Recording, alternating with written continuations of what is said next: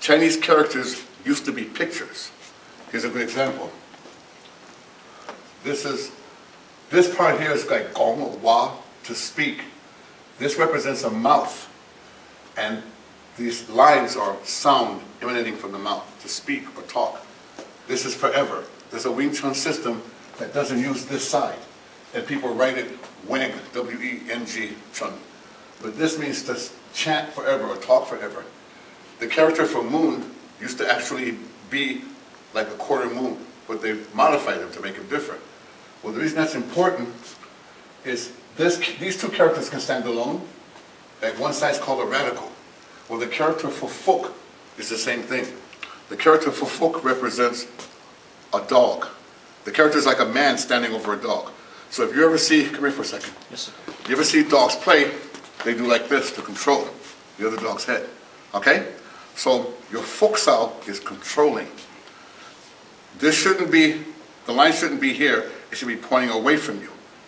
And we take that literally because if I'm training with you here, this Fook has to touch here, not laying here, not on top here.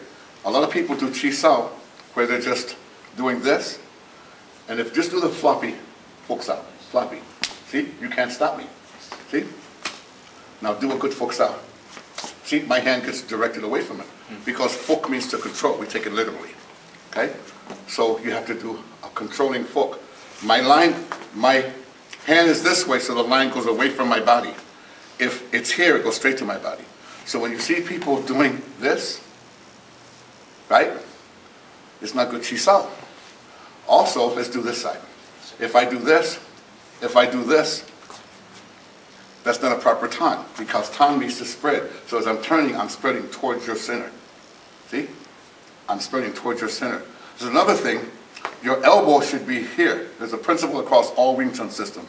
Mo Yok Chang. Immovable elbow. Let me show you something. Stand here. Put your elbow against your body. Against your body. Now, without using your body, use your arm. Push me away. You can't generate power here. Right? Now, if your elbow's in front of your body, push.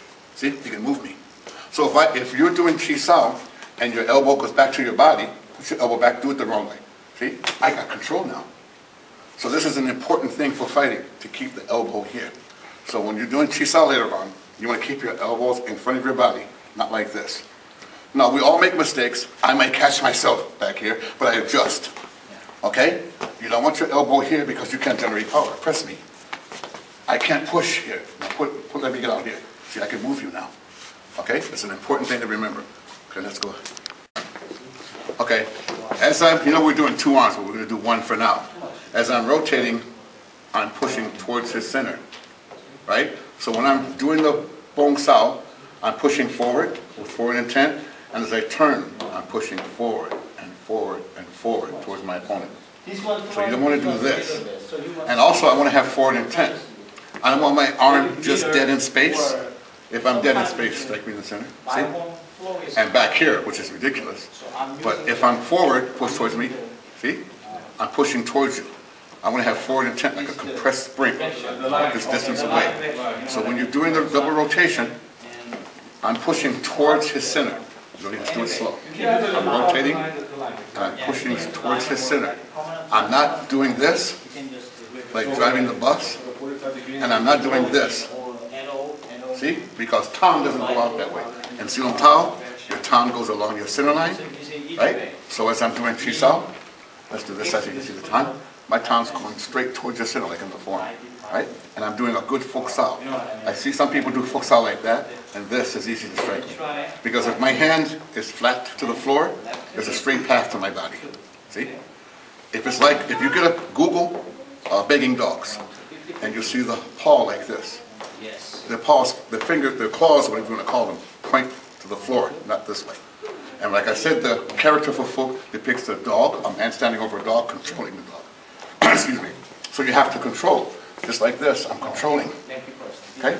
So you do a good Fook Sau, so I can't pock. See? Nope, you lost it. See, now if I pock, it goes away. If you do a floppy Fook Sau, I got a good pock here. So I want you to practice just rotating for a while. Rotating. Keeping this in front.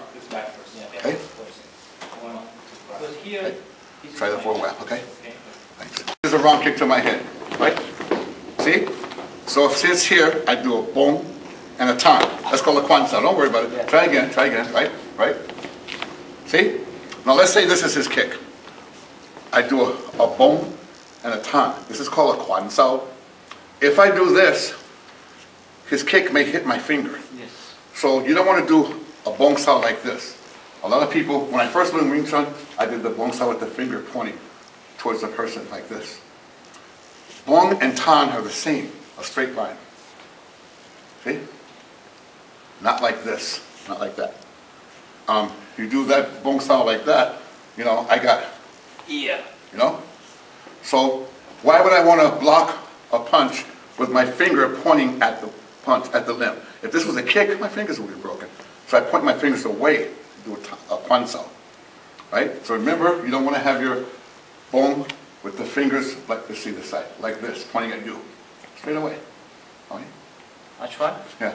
I try the you. See? Well, then, you know, Yes. I got a lock here. Chin up. A Yeah. chin now, right? But plus, if I'm doing a punch and you do a quan, and your fingers are, no, a bong and a tan. Bong and Tan. That's Yes. quan, Yes. see? Right? Now, if you did this, right, what if you misjudge? Your finger's gonna get broken. Yes. Like if your kick came, if I did this, my fingers are gonna get broken. I point my fingers away.